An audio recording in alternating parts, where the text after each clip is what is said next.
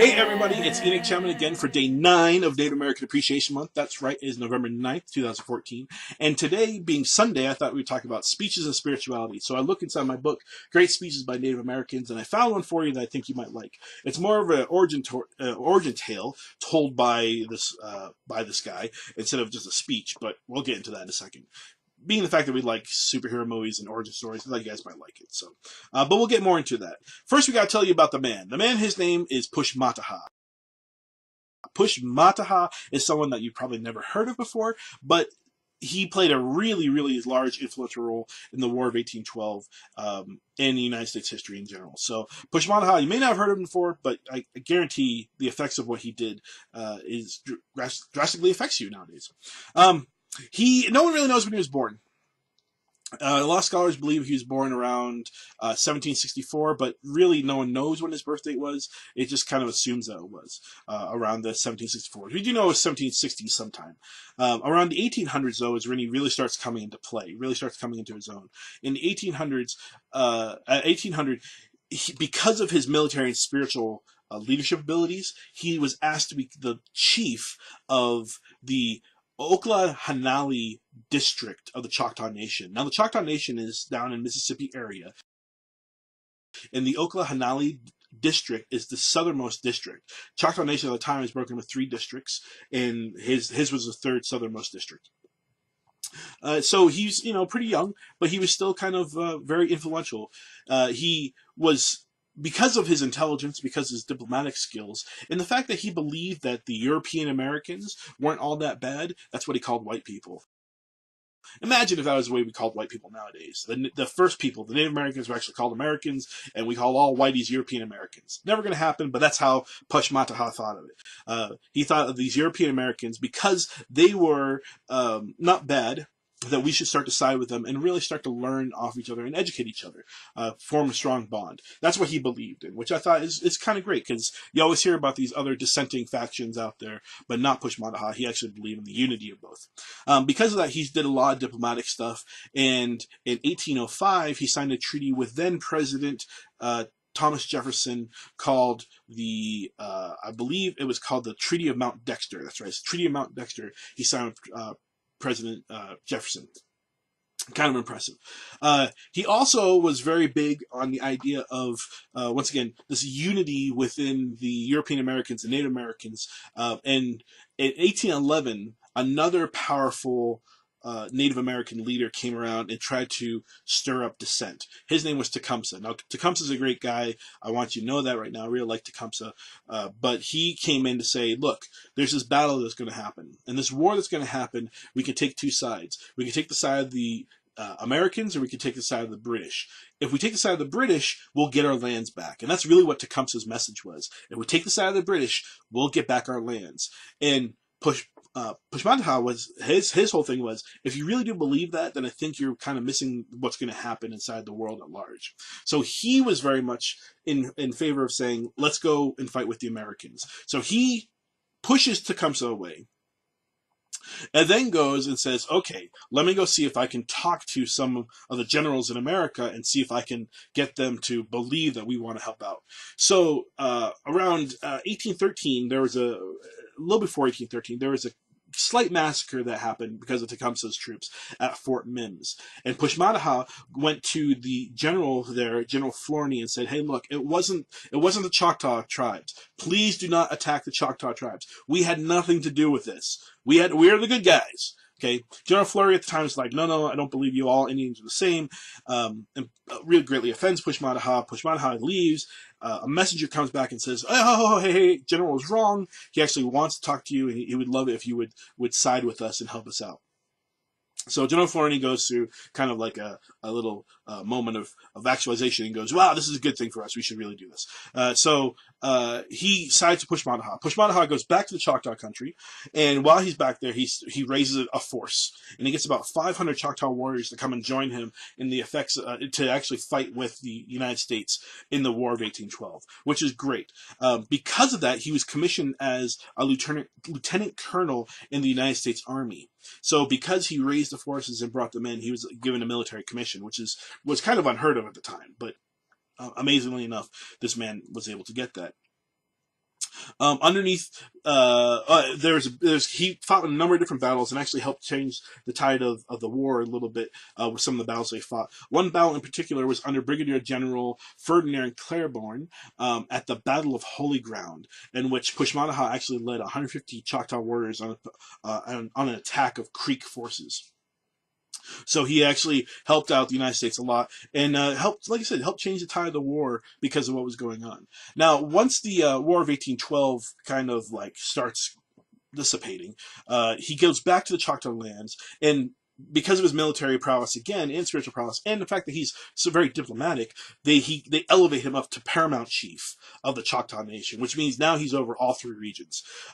This allows Pushmataha a lot of opportunity to help the actual Choctaw Nation grow. Because of such a strong belief in helping out the United States and learning from each other, he creates a number of Choctaw schools and starts getting the Native Americans to be educated and learning more about these technologies like the agricultural and the cotton gin and some of these other technologies that were being used by the Europeans. He brought them into the Native American world, which is awesome. All 5 of his children were educated through the Native American school system and very much strongly believed in this world of empowerment through education. He was also able to do 2 more treaties. The first treaty wasn't very big because he gave up a couple lands that really didn't matter anymore, but the second treaty caused a lot of contention, and this is the treaty that I think I want to focus in on a little bit because it was his it's his counterpart during the treaty that we really want to kind of highlight here. His counterpart was a man by the name of President Andrew Jackson, also a military leader and very stubborn, just like most military individuals can be when they are getting confrontational with other people. So, what was going on was the second treaty was very controversial because it was giving up lands of the Choctaw Nation and trying to get them off into the lands of Arkansas and Oklahoma. However, Pushmataha knew that there were settlers or squatters in those lands already, and they were selling off pieces of this land that was kind of reserved for the Choctaw Nation. So he's going up against Andrew Jackson saying, hey, what the heck, man? You're trying to give us lands that's already being used, and Andrew Jackson was getting upset. Andrew Jackson repeatedly over the course of the treaty is saying, who are you? Where do you come from? What right do you have to tell me what this is? Who are you? Where do you come from? What right do you have to tell me what it is? Who are you? Where come from? What right do you have? And Pushmataha is getting very frustrated because he says, hey, I'm a leader of this nation. We should respect me because we both serve military services. I'm a guy who's coming here. And so finally, at the very last straw, after Andrew Jackson says, who are you? Where do you come from? What right do you have? Pushmataha says this, and this is the speech I want to read to you today. It's called, From Its Riven Trunk Leaped a Mighty Man. And this is Pushmataha, his words to Andrew Jackson. Well, if the white chief must know, tell him that a Pushmataha has neither father nor mother, nor kinsman upon the earth. Tell him that once upon a time, far away from here in the great forests of the Choctaw Nation, a dark cloud arose from the western horizon, and with astonishing velocity traveled up the arched expanse. In silence profound, all the animate nature stood apart. Soon the fearful cloud reached the zenith, then as quickly spread its dark mantle o'er the sky entire, shutting out the light of the sun, and wrapping the earth in midnight gloom. Then burst the cloud and rose the wind, and while falling rains and howling winds, lightnings gleam and thunders roar, and wild confusion blended, a blinding flash blazed athwart the sky, then hurled its strength against the mighty oak, and cleft it in equal twain, from utmost top to lowermost bottom. When lo, from its riven trunk leaped a mighty man, in stature perfect, in wisdom profound, in bravery unequaled, a full-fledged warrior.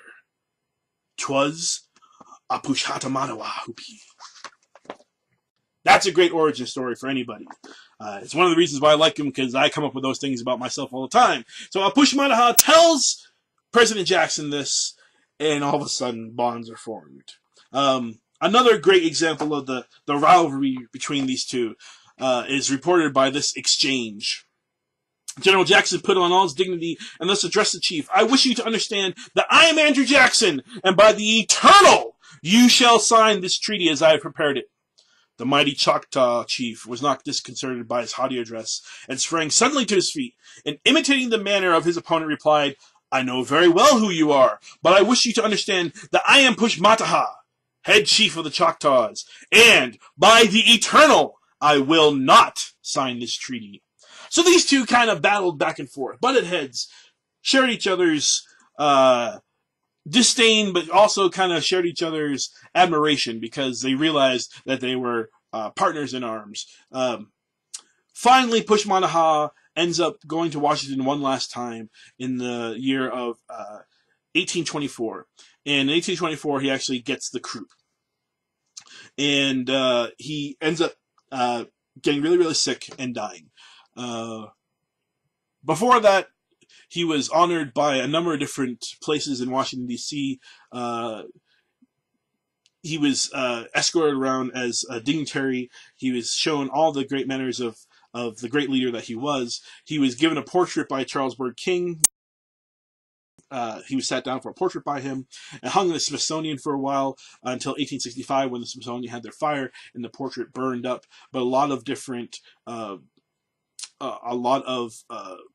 copies were made, and so we still have kind of what the representation of the portrait was, just not the original.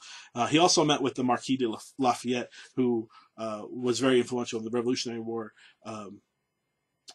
And, I mean, it just kind of showing the respect of what he was. Like I said, he died in 1824. And while he was seriously ill, a friend came to visit him. And that friend was Andrew Jackson, the same man who fought with him during the treaty and butted heads with him, became a good friend of his. And while he was there, he told Andrew Jackson that, the nation's capital is a good place to die. I'm okay with that. He requested full military honors for his funeral and gave specific instructions. And then these were the last recorded words of Pushmataha as he was dying. "I'm about to die, but you will return to our country. As you go along the paths, you will see the flowers and hear the birds sing. But Pushmataha will see and hear them no more. When you reach home, they will ask you, 'Where is Pushmataha?' And you will say to them, 'He is no more.' They will hear your words as they do the fall of the great oak in the stillness of the midnight woods." Pushmataha died. He was buried with full military honors as a brigadier general. He is buried in the Congressional Cemetery in Washington, D.C. He is one of only 2 chiefs who are actually buried there, which is a great honor. I mean, that's a huge honor if there's only one of 2. In his tomb, there's inscribed this: "Pushmataha, a Choctaw chief, lies here. This monument to his memory is erected by his brother chiefs who were associated with him in the delegation from their nation in the year 1824 to the general government of the United States. Pushmataha was a warrior of great distinction. He was wise in council, eloquent in an extraordinary degree, and on all occasions and under all circumstances, the white man's friend." So I wanted to take today to honor this man, give a little speech, show a little speech that he gave, because he's just such a great, not only Native American, someone who believed in the power of education and technology and where they can take us, which is something that we need a little bit more of today, if I do say so myself, but also a man who believed in diplomacy as well as in the respect of others and becoming friends with the people who were seemingly not friendly to him or his people. So Pushmataha, his little speech, and I hope that was something for you guys that maybe give you a little insight into the fact that not all Native Americans were people who kind of hate the United States, but people who were here to help support as well as help shape and craft the nation the way it is. That's my tale for you today. Go out and hug yourselves a Native American, and I will see you tomorrow.